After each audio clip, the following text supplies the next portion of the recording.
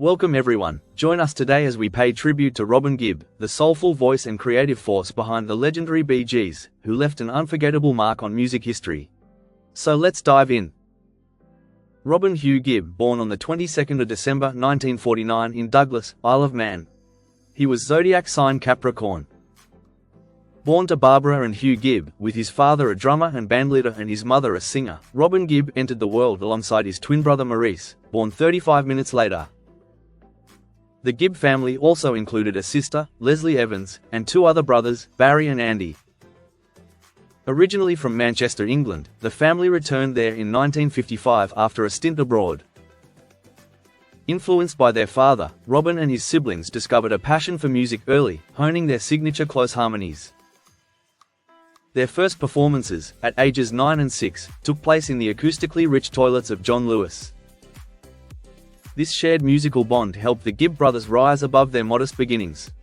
They formed a skiffle group called the Rattlesnakes with friends Kenny Horrocks and Paul Frost. After the duo left in 1958, the Gibb brothers rebranded as Wee Johnny Hayes and the Blue Cats. Mischievous by nature, the boys became known for truanting and getting into trouble, with Robin even committing acts of arson, such as setting fire to billboards and a shop. It was believed these antics had led a local policeman to suggest assisted passage to Australia, hinting at legal consequences if they stayed. On board the ship to their new life, the brothers entertained passengers nightly, performing in their pajamas. Once in Australia, their father promoted them at radio talent shows, though his domineering nature meant praise was rare. Instead, after a successful show, Hugh would simply comment, "Good audience." This lack of encouragement left Robin, naturally shy, plagued with insecurity throughout his life. The brothers' upbringing was anything but typical, with no friends their age, constant traveling, and performing. They left school early, Barry at 15, and Robin and Maurice at just 13, to pursue music full-time. Their first television appearance came in 1960, and by 1963, they had signed a recording deal with Leedon Records, a division of Australian Festival Records. Their debut single, Barry Gibb's folk-inspired The Ballad of the Blue and the Grey, achieved modest success.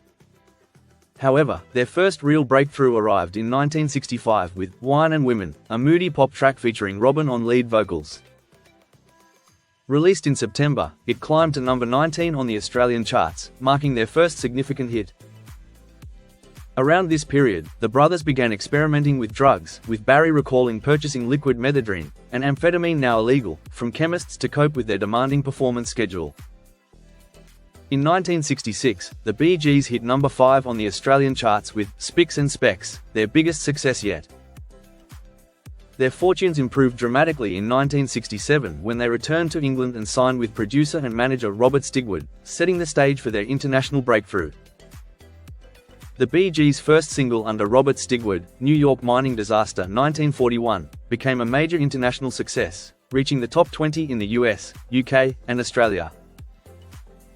This marked the start of a golden period for the group in 1967, with hits like To Love Somebody, Holiday, and Massachusetts dominating the charts. Their debut American album, Bee Gees First, also broke into the US top 10. At just 17, Robin fell for Molly Hullis, Beatles manager Brian Epstein's secretary, and they married within a year, soon welcoming two children, Spencer and Melissa. However, the pressures of fame and a grueling workload took a toll on Robin, whose drug use spiraled out of control. The Bee Gees, eager to sustain their momentum, toured extensively and released 2 albums in 1968. Yet tensions within the group began to rise, particularly between Robin and Barry, as disputes over spotlight time surfaced. Robin, naturally high-strung, began to show signs of burnout, culminating in a brief collapse that forced the cancellation of several tour dates. Amid these struggles, Robin started exploring songwriting outside the group, creating tracks for a band called The Marbles. During the making of the ambitious double album Odessa in 1969, tensions hit a breaking point. When Barry's song, 1st of May, was selected as the lead single over Robin's, Lamplight, Robin decided to leave the Bee Gees, marking a dramatic rift in the band. In 1970, Robin released his debut solo album, Robin's Reign, showcasing his talents by playing most of the instruments and writing all the songs. The album featured the single, Saved by the Bell, which performed well in Europe and the UK, earning mostly positive reviews. Notably, Alex Chilton of Big Star later cited it as a personal favorite. However, the album's sales fell short of the Bee Gees' previous success. By year's end, Robin reconciled with his brothers, and together they recorded 2 Years On, which brought the Bee Gees back to prominence with the hit single, Lonely Days. As the Bee Gees continued to release music and tour, their chart presence waned in the early 1970s.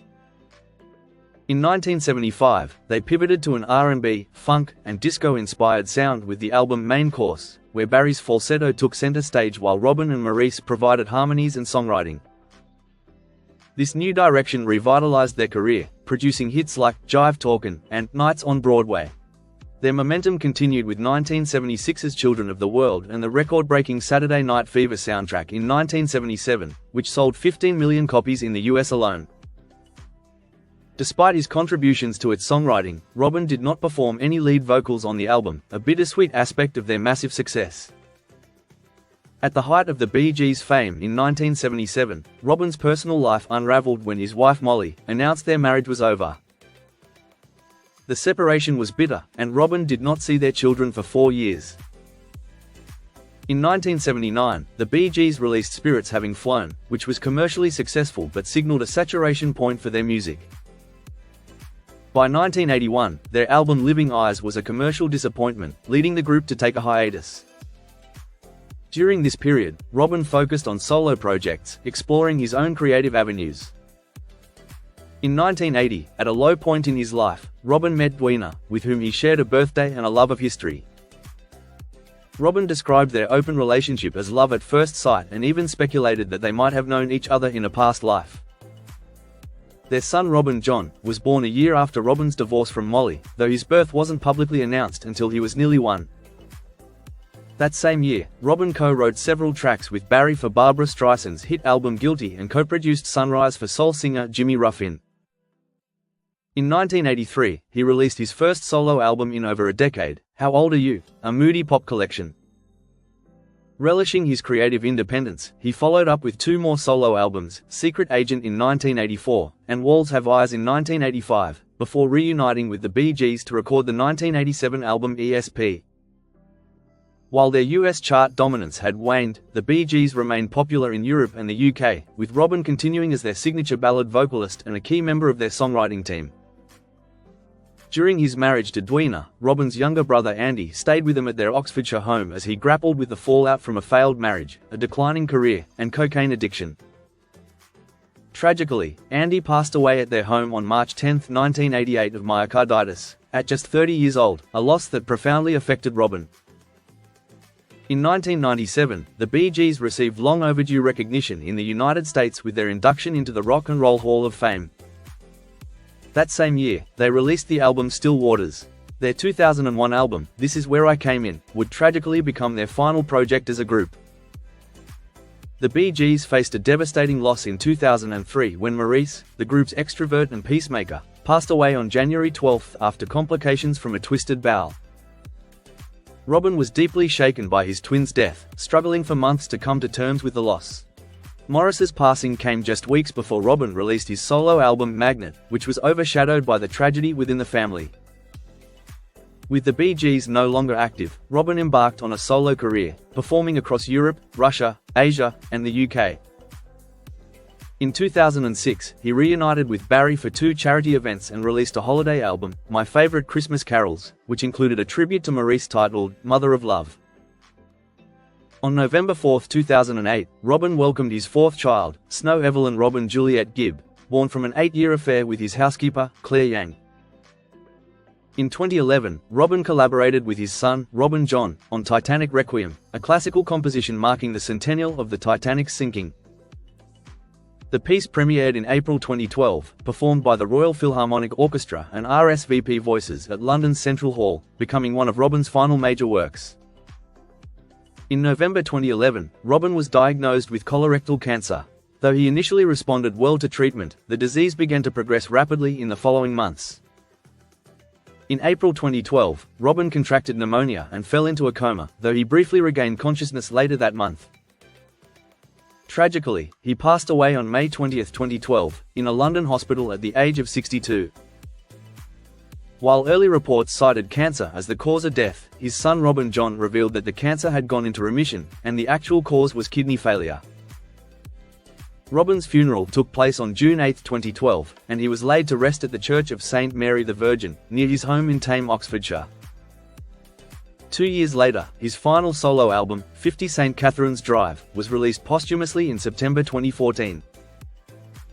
In June 2015, a comprehensive anthology of his early solo work, Saved by the Bell, the collected works of Robin Gibb 1968 to 1970, was also released. And there you have it. Though we lost Robin Gibb too soon, his voice and vision live on, inspiring fans worldwide. His life was one of remarkable highs and profound challenges, but his music remains eternal, and he will forever be remembered as a true icon. Thanks for watching. Don't forget to like and subscribe for more videos just like this. Take care and bye for now.